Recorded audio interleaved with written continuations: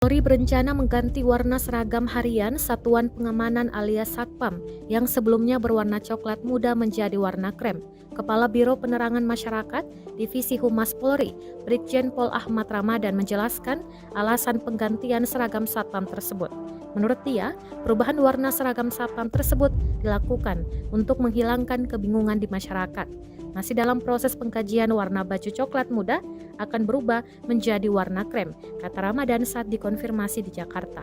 Seragam Satpam sekarang terlalu mirip dengan seragam anggota Polri, sehingga menyebabkan kebingungan dan kesulitan bagi masyarakat untuk membedakan mana polisi dan Satpam, jelasnya. Selain itu, Ramadan mengatakan Satpam yang merupakan profesi pengemban fungsi kepolisian terbatas perlu memiliki identitas sendiri yang berbeda dengan Polri selaku pembinanya.